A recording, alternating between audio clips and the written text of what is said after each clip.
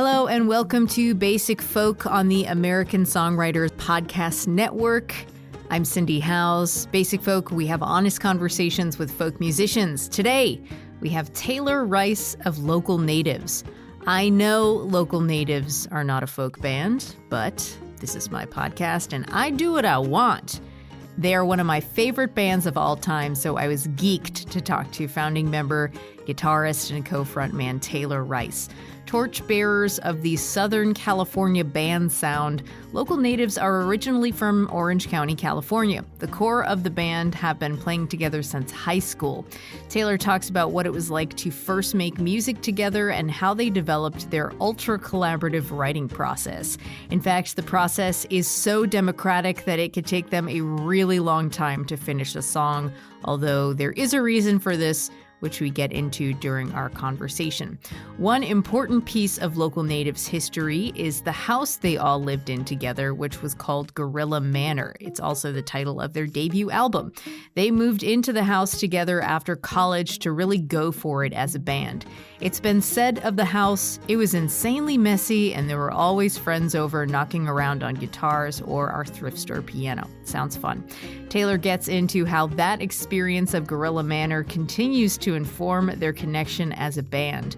We also get into feminism and how Taylor continues to recognize disparity in the world and use his platform to change the conversation.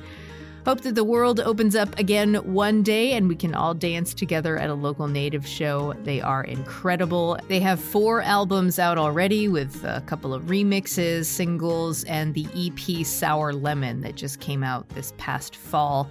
Hope you enjoy my conversation with Taylor Rice of Local Natives on Basic Folk.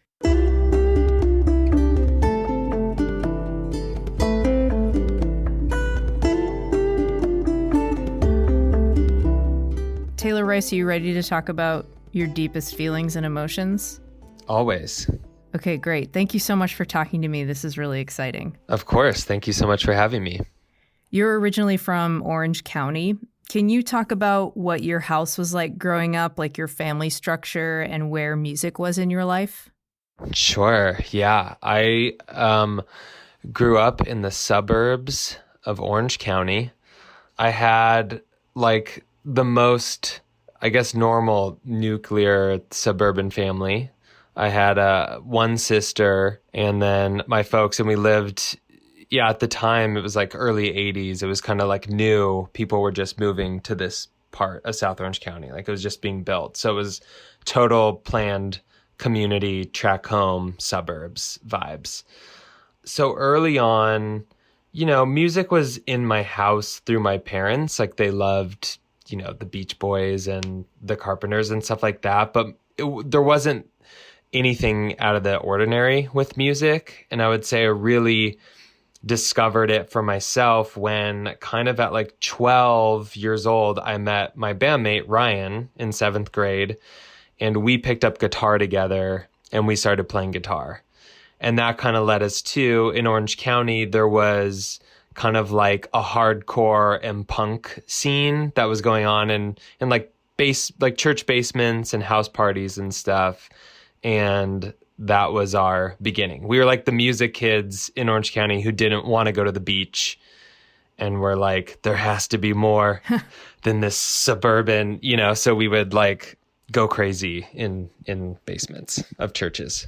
So I want to hear more about when you first started playing the guitar with Ryan. How you first connected with that instrument. Yeah, I don't know. I mean, when I chose it, I was actually really into Metallica. I forgot that. That's how I learned to play guitar. I was on tabs on Metallica. And then so early on, we were like, let's just play guitar. We were into guitar music and playing in the garage. And then right after that, we got super into At the Drive-In, which is, like a thrashy post-punk-ish guitar band. And yeah, that was the impetus. That's who we're emulating, playing house parties and stuff like that. It's just so far from what you guys sound like now. That's great.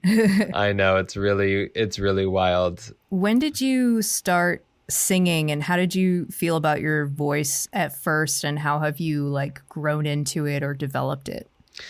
Yeah, the vocal journey for me and for local natives is really interesting because we have three singers and we have three songwriters. And early on, it's Kelsey, Ryan, and I are the singers and songwriters, and we all wanted to sing, but we all kind of were shy about it, but also kind of vying for the singing spot. And really early on in the band, like more when we were 15 or 16, we got very into kind of 60s harmony bands like Crosby, Stills, Nash, and Zombies, of course, Beach Boys. And so we realized we could just all sing at the same time. So it has been a pretty democratic thing where, especially on our first record, it'd be like, there's no lead vocal here. Like, we're just all singing. And then, there also has been interesting times where, because we all do write, and usually when you write, you do sing your own song often, but sometimes it's much more collaborative. So, so then back to my personal journey, I actually really started singing along with Sufjan Stevens, like when Seven Swans and then Michigan came out, and I was like really obsessed with those records and kind of gained more confidence as a singer, like weirdly through that. And he's like so quiet and whispery, so it was like an easy way to transition into singing, I think. And then it's just been kind of a journey from there. So all three vocalists in the band, it's so funny because you could probably ask like somebody who'd never heard local natives, like, how many lead singers does this band have? And they would probably say one, because everybody's voice kind of has the same tone to it. Is there like an easy way to tell whose voice is whose, like whose is yours, whose is Ryan's and Kelsey's? And then like, what are some aspects of the other two voices in the band that you admire and have learned from them as vocalists? Yeah, it is so funny because we've been singing together, the three of us, since we were like 15, 16 years old. And I do think we learned how to kind of sing and blend together, but it's very distinct to me. Like, I know both of their voices so well. So part of it is range. My range is the lowest, and then Ryan's is in the middle, and Kelsey has the highest. Is it like scary high?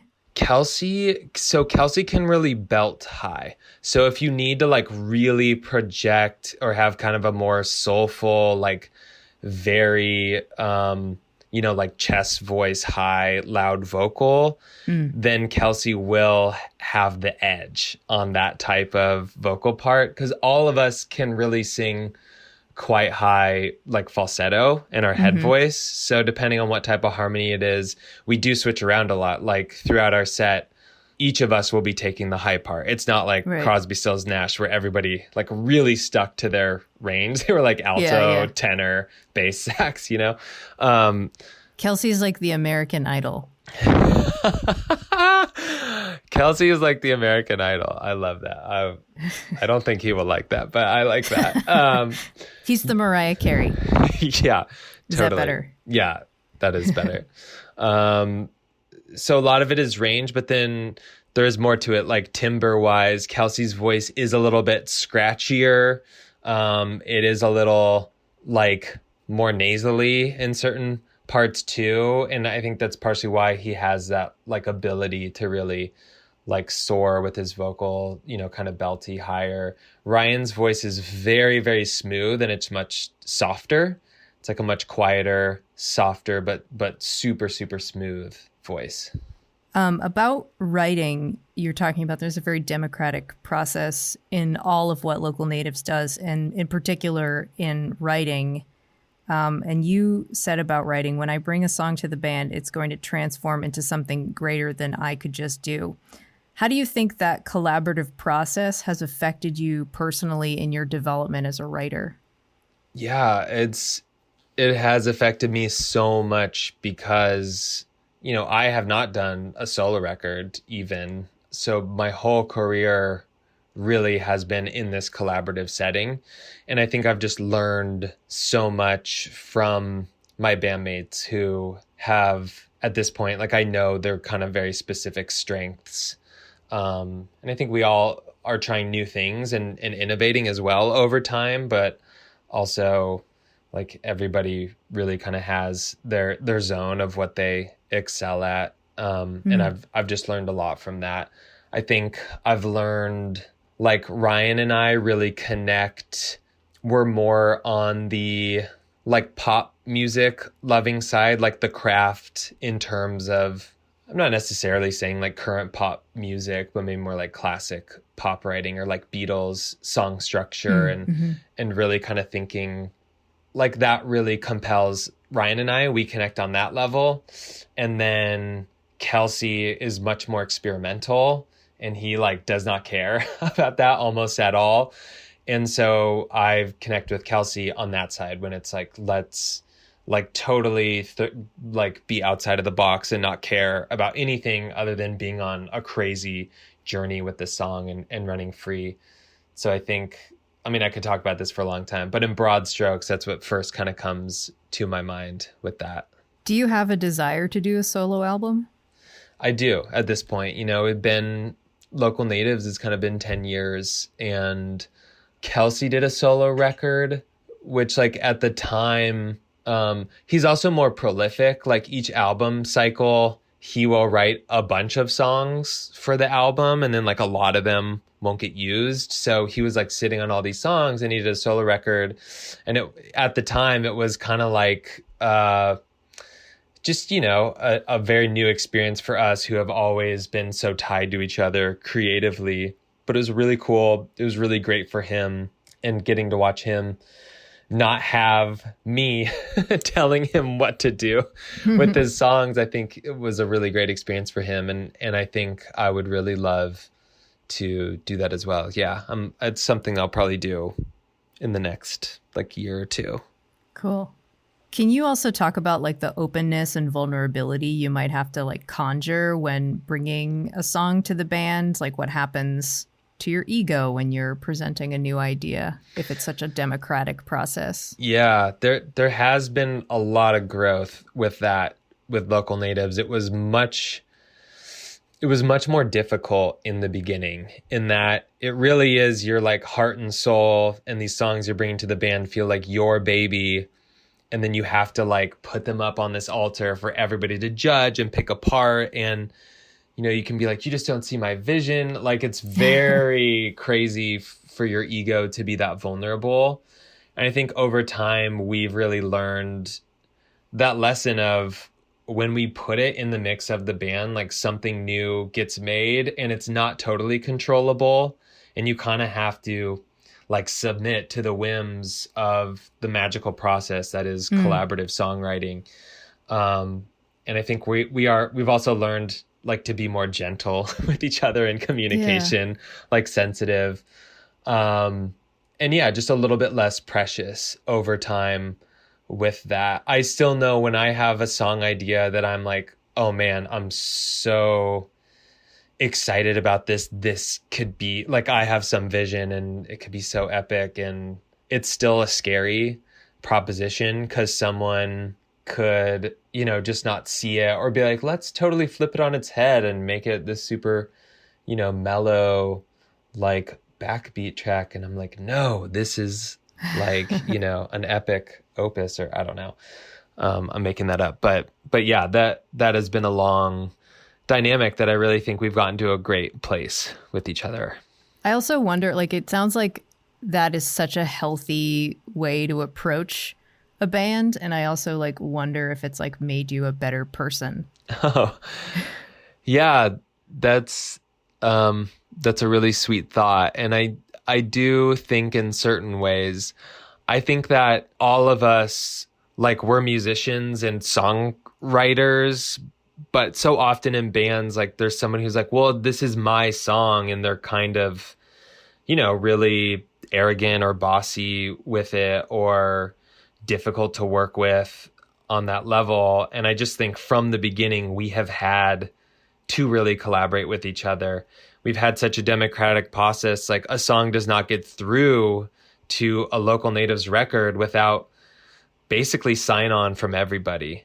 So I think that collaborative spirit has really, really been ingrained in us from the start. And yeah, I don't know, as a human, because I was going to say, like, I'm probably like the most difficult as a person.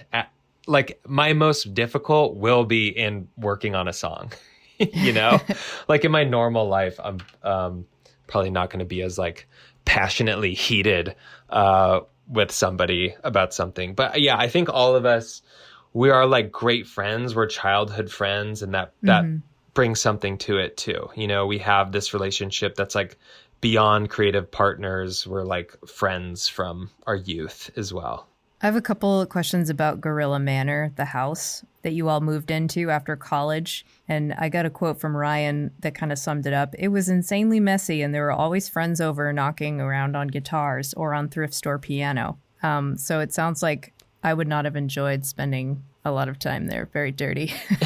It was a little bit dirty. Yeah. How do you think that foundation of getting everyone in that house and living together has impacted the kind of connection the band has with each other?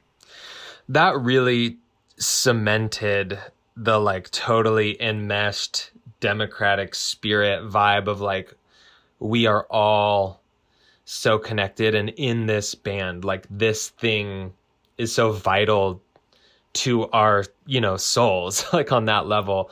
We had already, before that, like, we had been a committed band for a really long time, and we had done self-booked tours. We had played like hundreds of shows.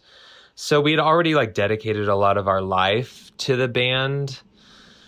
But of course we did have, like, we were still going to school. Like, I was in college, and it wasn't like 90% of my life. And then moving in together and being in that space where we could just wake up and at any moment be like, let's work on that song, and just breathing it, you know, like day in and day out, and kind of living together as a unit really did kind of like enmesh the like spirit of what local natives in our band dynamic is.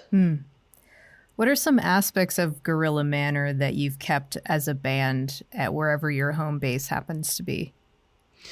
You mean like that house? Yeah, or like the dirty, vibe, everything? Dirty laundry and broken pianos. The vibe.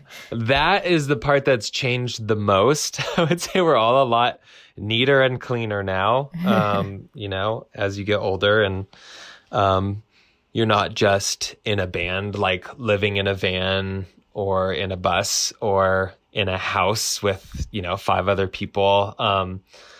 Yeah, I don't think that we're as dirty as we were then. That's a big shift. But one thing that's not is like, we have had such a strong like community spirit, and like the band always hangs out. We get together with each other and all of our partners. And I know, you know, now a lot of us are married or in long-term relationships, and we do have like people over all the time. Unfortunately, not this year, which is why this year for us has been so hard, is because we're like, we have no experience being solitary, like for our whole adult lives. We've been, you know, living on the road together, living in places together, working on music, having people around all the time. So this year is an outlier. But that aside, I do think kind of that spirit of just like, people are welcome and we want to be around a lot of people and have a strong community is still a very present thread in all of our lives.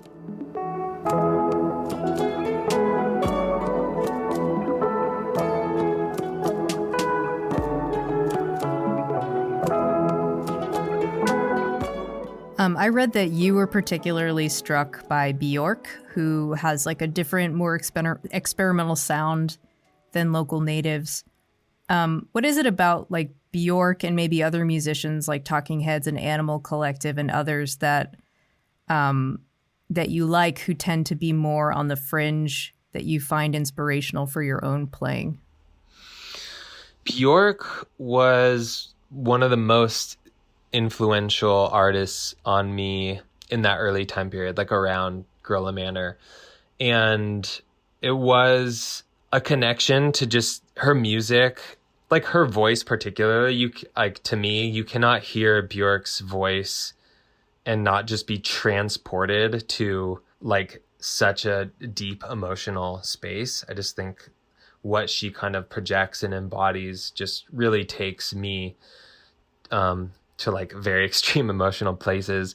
And then, yeah, in her music, like the production and everything else about it did the same thing. Like it would just take me to kind of other worlds and other places. And I just, that was like, to me, what music was about was the transportation and to feel connection, like to these parts of your emotional life and your body and your spirit that you don't like even consciously think about all the time. You know, you can put on a record and be in touch with elements of like your own psyche that you didn't even really know were lurking there. And Björk was kind of like the very first ultimate place for me inspirationally. It sounds like it was more of an emotional connection than you were really into the weird shit that she does. Yeah, like it was less cerebral. I think like the other bands you just mentioned, particularly Animal Collective. And again, like I think that list of influences was particularly strong around Gorilla Manor. Mm-hmm. So obviously that was like 10 years ago. So things have changed too. But yeah, for me, Björk was absolutely on the pure, just emotional, like visceral side. Whereas Animal Collective and Talking Heads, it was like, man, that's clever, or wow, that's so what a cool idea to like musically, you know, do this transition that would be like out of nowhere or really insane. And, you know, I think those are just really creative artists on a more cerebral level. I think the thing about your band is that I think you guys are really good at taking a less accessible band like Animal Collective or Talking Heads and making it like very accessible for all. And I don't know exactly how you do that. It might be like the harmonies that you have that you were influenced, you said, by Beach Boys and Zombies. Can you talk about the philosophy on harmonies and local natives?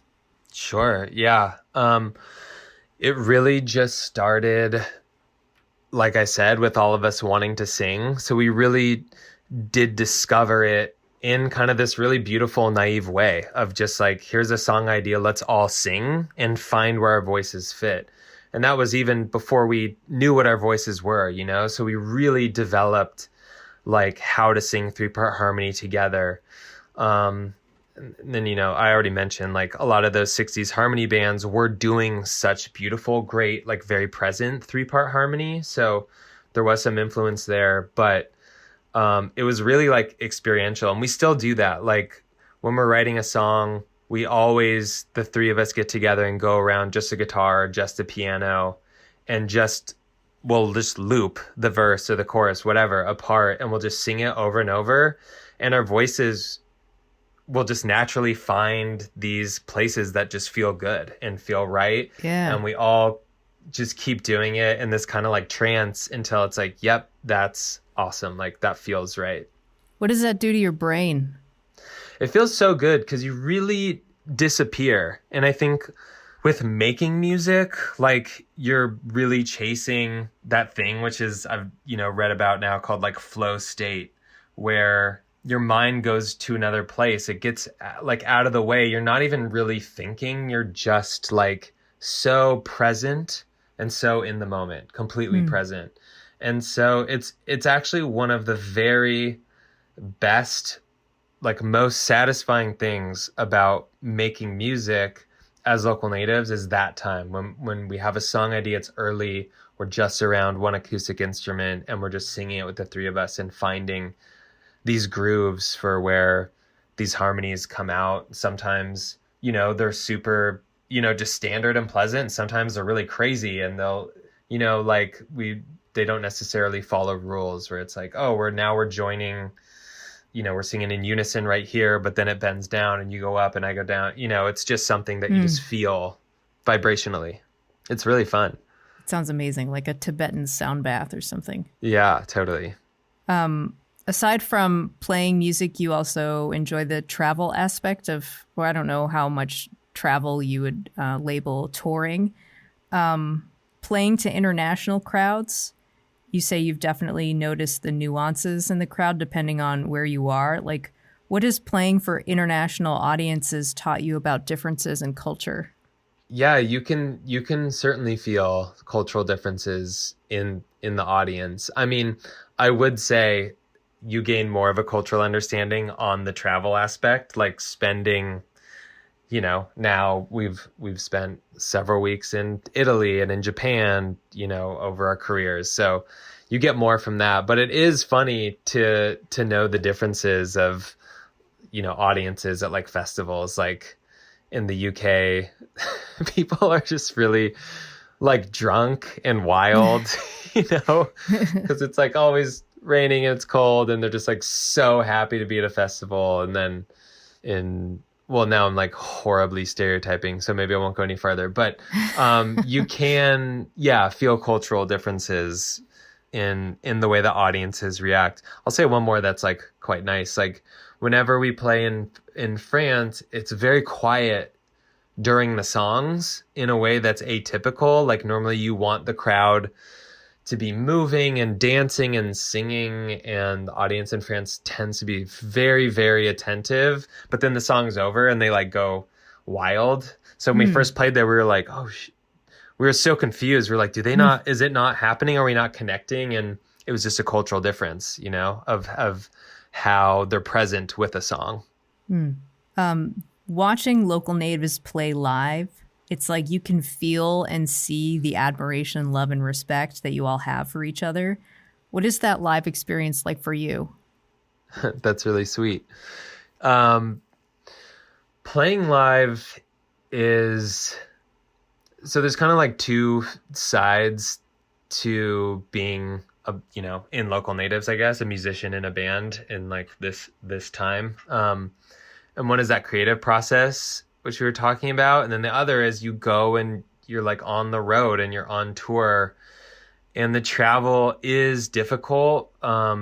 Like visiting places is fantastic, but your body has to be in motion a lot, and that's kind of draining and it's difficult. You're away from home. It's destabilizing. But for all of us in the band, we've been able to tour so much because we're all united, and it's the other place, I think, where you really like disappear and get into just being totally present. In a show, any show, the goal is just to, completely get out of the way of your mind and your thoughts of like, am I, performing this well? What's next? What's right? There was this mistake or that. Like we've learned over the years that none of that matters. The most important thing is just being present and in the moment. And that's how you get the connection with the audience. And that matters more than anything. And we're just all in love with that feeling. I think it's very like addicting, you get a crazy rush from performing live. So we do love it. Yeah. There's not a lot of bands, I think, that like convey that sense of joy as well as local natives do. So it's cool to hear about. So you mentioned a couple of things that you've been pretty obsessed with, a couple of musicians you've been pretty obsessed with. I brought up Bjork, you brought up Sufjan Stevens. You also went through an intense Leonard Cohen phase.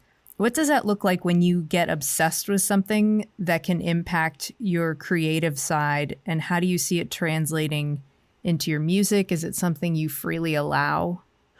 Yeah, it does, of course. Like, I think that I could look at any of those kind of major influences and pinpoint things in local natives music I can see connections to influences, for sure. I don't think it is that linear, because we're not, I'll just speak for myself. Like when I am writing, to kind of have this idea, like I'm going to write this type of song and it's going to sound like Leonard Cohen, or it's going to, be Animal Collective plus, like it never works out. And we've never really done that. Like if you are too in your head with writing and literally trying to like force something out, that's never where the best songs for myself and for the band have come from. So I think the influences are like just permeating inside your head, and then it's way easier to see after the fact. But when I'm obsessed with It's like processing an emotion or something. Totally. And then that can come out in some way. Like an example would be with the Sufjan stuff early on, like it did come out. I wrote all these like violin lines, not just me, but I wrote a lot of them for Gorilla Manor that were pretty influenced by like Sufjan Stevens, and how he would have this motif that would kind of like grow throughout a song, and is often like a string or a horn line, and then it would go through the song and keep building and building and building. And that was something that I feel like was an influence of that. And then Talking Heads, like there's some just jagged, it's just like a feeling, like there are these jagged edges that come from Talking Heads that feel sort of like drastic and off kilter, that I think we were also really attracted to. I don't know if this is making any sense to you. I'm just like thinking of ways these have come out, but yeah, it's not that linear. It kind of just is in there, and then you can draw the connection after the fact. That's cool. I like hearing about it. Okay, here's a quote of you. "I've probably known the most in the band for losing my mind over details, refining and trying to get things right, lifting up every single stone. And that comment makes me want to know more about your relationship with anxiety." Okay, well, there's like a pre-COVID and post-COVID answer. I think we'll leave COVID out of it because it's not really related to what we're talking about here. So we've been on this path to like not overthink it and not be so stressed and tight like each record. We kind of try and go in that direction. And I think in general that's good. But there's always like a song or two that's like my song that I cannot help but be like so hyper focused on, and it has to be the best possible thing that I think it can be. So on Violet Street, that was the song "When Am I Gonna Lose You?" And we ended up bouncing like it was maybe 47 like versions of that song. Put it on the box set. Yeah, totally. We did. I think we released it, and we released like not all of them, but I think it was called like 30 Ways to Lose You, or like 37 Ways to Lose You. And it was all of these, it was just like snapshots throughout the process of the version of that song. And a lot of them are so similar, you know, like I would definitely have to explain to you what the difference is between a lot of them. It doesn't feel like anxiety to me. I would go into the studio. This was with Sean Everett, who produced Violet Street on this example.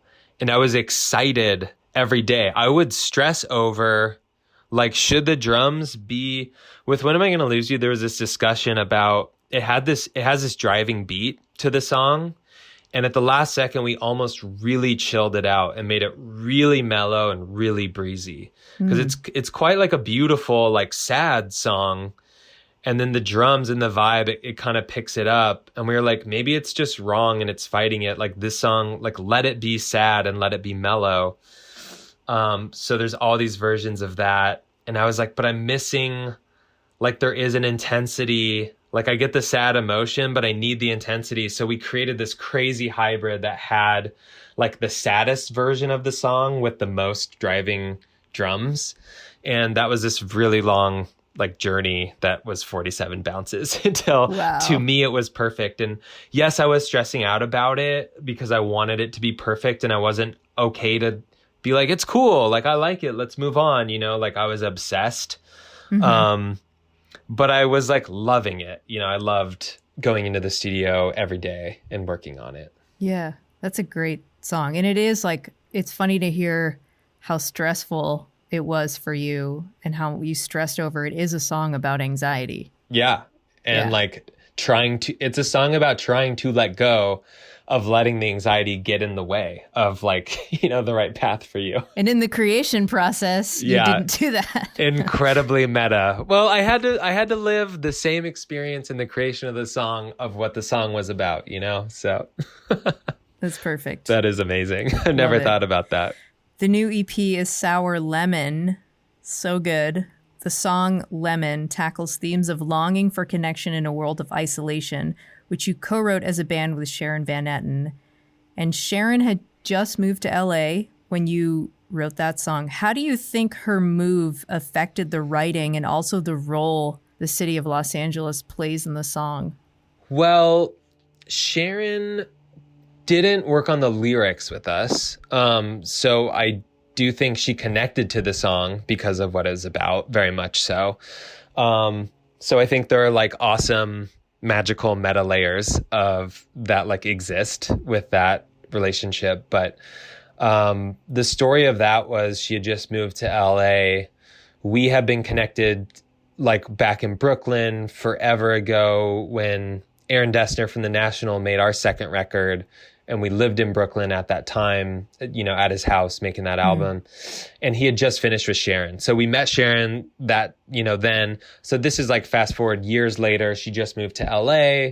She's like, yeah, I would love to like write with you guys. And she just loved the song right away. She helped us write the outro and some of the melodies. And then, you know, we really wanted it to be duet. And she agreed to sing it with us. And it was just like the most beautiful, like easiest process. That was a song that actually is, I mean, it's a very simple song too. Like it's not complicated or, you know, like massively produced in any way. But that song was written very quickly with Ryan. So Ryan wrote the lyrics for Lemon.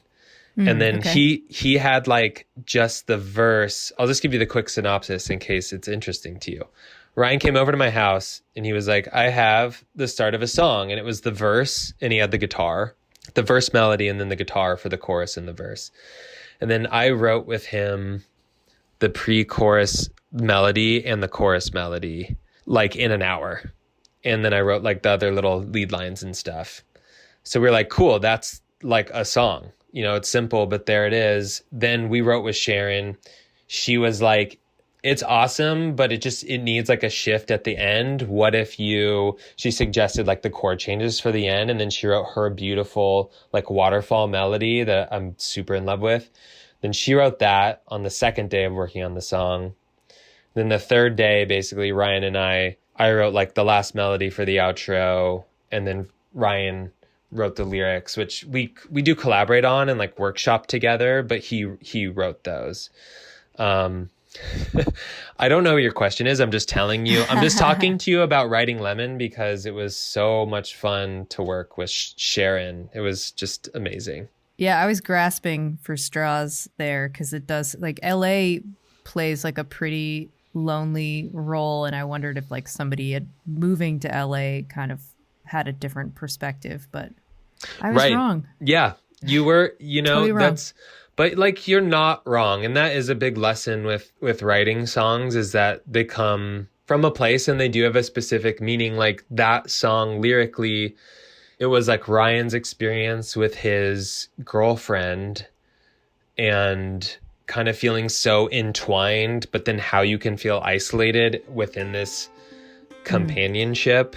And how like kind of this domestic bliss mundane thing can have this flip side. Like it can be so beautiful, but it can also feel isolating in certain ways. And yeah, I do think like Sharon really connected to the lyrics, but it wasn't from her move. That's cool.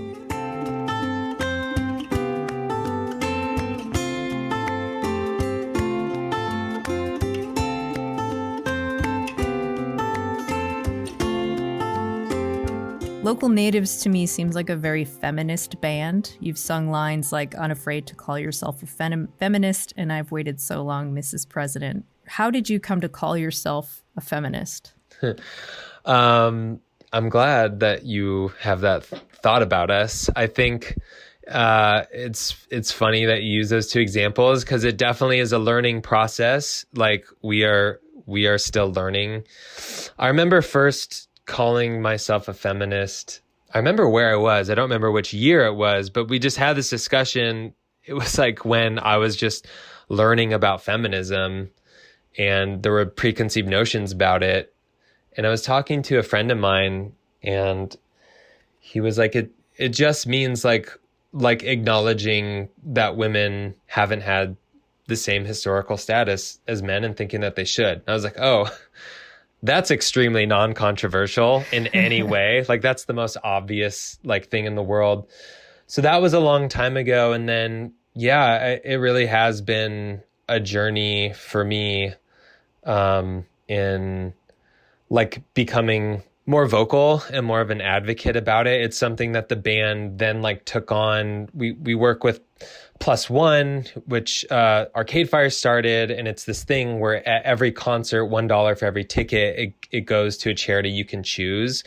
And we chose this broader category of like prevention of sexual violence against women and kind of women's health and reproductive health. And the organization's so great because they help us find like local women's shelters or other organizations in every city that we're touring in. Oh, so you can donate directly to a local organization in that city? Yes. So we would split the ticket. Like we picked one national organization, and then in every city, the other half of the dollar would go to a local organization. They would be at our merch table, so people in that city could like get connected with that organization. It was so awesome, you know, and it. So yeah, it is something that is like very near and dear. But I'm also laughing because it had just like come up. That second line is a line of mine from Fountain of Youth. I can't wait to call you Mrs. President, and it's sexist. Like it shouldn't be Mrs. President. It should be Madam President, because Mrs. is from Misters, and like it's just something that I was like, I'm like a feminist, and we're doing this, and like I totally messed up on that line. Like I fell short, but that's part of what it is. You have to be open. I didn't even realize that myself. Yeah, it's like when a woman becomes a president, and like you probably have seen in TV shows and stuff, they say Madam President because Mrs. comes from saying it's Misters. It's the thing of like it's Mr. and Mrs. Williams, and it's like the woman has no identity because she's just underneath the man. So it's all tied to that kind of like lineage of women becoming like, basically property when they get married. So yeah, Mrs. It was not the best term to use. Madam would have been a lot better. But yeah, we're just all on the journey and trying to be advocates and learn more as we go. Have you ever heard of the Old Boys Network? The Good Old Boys Network? No, what's that? I mean, it's not a specific thing, but like boys, of course, the old guys club. Yeah, for sure. So in an article where you were reacting, I think, to the first presidential debate, you said that Trump represents this last dying gasp of fear of losing control, which, yeah, hopefully. That gasp is going a little stronger than I had hoped, but yeah, I still stand by. I mean, it seems more obvious now than ever that that's what it is to me. But yeah. What has been your experience and reaction of that Good Old Boys Network? Yeah, it's something that in like a short amount of time, even over that last, I guess my journey with this really would have started like 7 or 8 years ago, probably, where I really started to become educated about feminism and the patriarchal structure, like in history and in the US.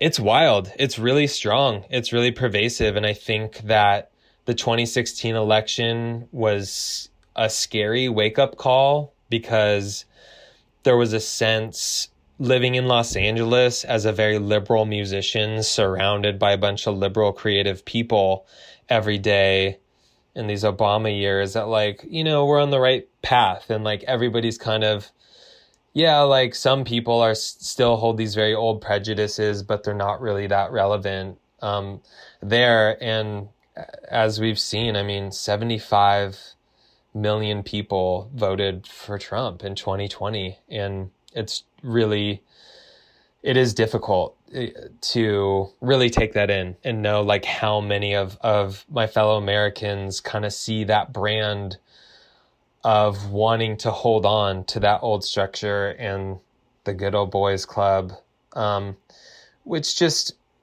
Trump could not embody anymore. He spends, a third of his presidency at Mar-a-Lago golfing, and so many of the cabinet members and stuff. Like, it's so kind of like despicable to me, but something that we really need to like reckon with. You and your wife have a baby son. Is he 11 months? We do. He just turned 1. Oh, congrats. What's his name? Thank you. Elio. What have you thought about in terms of like what you want to say to him about this stuff? I mean, he's only 1, so you maybe have not thought about that. And has any of that made it into your writing? Yeah. When my wife and I originally like just had in our minds that we wanted to have a daughter, which is also like to have that kind of desire, totally complicated and a whole nother issue. But just being honest, that is kind of where we were. And there was this like early, when we found out that we were having a son, we had this conversation like in a way that it just felt like a harder responsibility to raise a man. And again, I'm so aware of obviously placing the gender on my child, and we also want to be conscious and open. But whatever, stating that, I think it does feel like a responsibility. And it's something that now, from that moment to now, it's like being a parent has just been the best thing ever. Like, I'm so in love with him, and being a father, it's like opened up like my life in all these crazy ways that I was excited about but couldn't have really foreseen. And it's something that we're both really excited about, and I've thought a lot about it. And yeah, a lot of my all the new songs that I'm working on are basically like informed by new fatherhood and having a son and what that means at this time and in this world. And it's been really beautiful. It has given me a lot of hope among what has been a pretty tough, the last 4 years from a political kind of social standpoint have been difficult. As somebody who wants the world to be headed in a different direction than we took it with the election and where political system is. So yeah, it has been a place of inspiration, something I'm very excited about. Cool. Looking forward to hearing the new songs on your solo album in 2021. Yeah, thank you. Me too. Before we go, will you do the lightning round? Yeah, of course. These are more songs about yourself, except they're not as deep. Okay. All right, here we go. What was the first song you learned on the guitar? Nothing Else Matters by Metallica. Oh, yeah. I even learned the solo, which I don't know if I could do today when I was 13 years old. It reminds me of like junior high dances. Oh, so good, barf. But not that good. What is your karaoke song? Let's Dance, Bowie. Dogs or cats or something else? I'm both. I love dogs and cats. Oh. And I'd take other animals too, but dogs and cats would be my favorite. What is your coffee order? Cortado. I've been ordering cortados for a really long time. And do you know what a cortado is? No, I don't. Okay, great. So it's been talk about it. Yeah, it's been quite like snobbish for a long time apparently to order a cortado. It's just a latte with a lot less milk. Like, it's just like barely any milk, maybe 4 ounces or something mostly like that. Espresso. Yeah, it's like a 2-to-1 ratio of milk to espresso. That's my order. I love but, that. But my band has made fun of me for a very long time for ordering cortados and having to explain what it is. Who is your first celebrity crush? Buffy the Vampire Slayer, Sarah Michelle Gellar. Oh, man. Do you love that show? I did when I was a kid, and I would watch it. I don't even know how old I was. I must have been pretty young, and I would watch it, and then like my mom would come home and I'd turn it off. Like I was like, I'm pretty sure I shouldn't be watching this. So that says something about my childhood and upraising and like how I was as a kid, but also, something about the show. I was really into it. Who is the nicest musician you've ever met? The nicest musician I've ever met. Two people are coming into my head who both have produced records for us. Aaron Dessner, who is in the National and keeps co-writing Taylor Swift albums. Maybe you've heard about that. Yeah. He took us in. We met on tour with the National, and we're trying to find a producer for our second record. And we're like, hey, do you want to produce a record? He's like, yes. And we moved into his house. We lived with him and his wife and his new baby for like several months. And oh man, he's just so sweet. And I love him very much. And then Sean Everett produced Violet Street, and he is pure kindness. He is just a ball of energy and like the sweetest soul. And he doesn't do anything except make music. That's all he's done his whole life. He's very singular and fun to hang out with. Beatles or the Rolling Stones? Beatles. Okay, this is the last question. Okay. It's a very important one. Where is the most beautiful place you've ever visited? That is Big Sur, California. That is my favorite place in the world, and it's also where I got married. Oh, sweet. And it's also where the song "When Am I Gonna Lose You" takes place.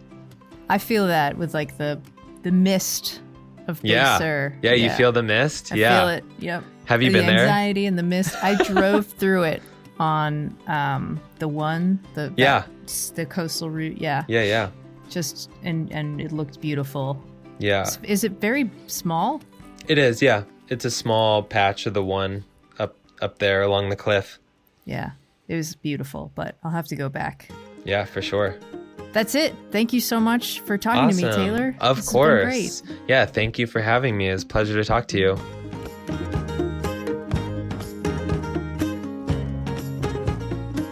Basic Folk this week was produced by John Nungesser. Alex Stanton of the band Townspeople composes our music. Basic Folk is proud to be on the American Songwriters Podcast Network. I'm Cindy Howes. Thanks for listening to this episode, and if you liked it, please share it with a friend and tell them that they can get Basic Folk wherever they podcast or at my website, cindyhowes.net. Okay, thank you so much for listening. Talk to you next time. Bye.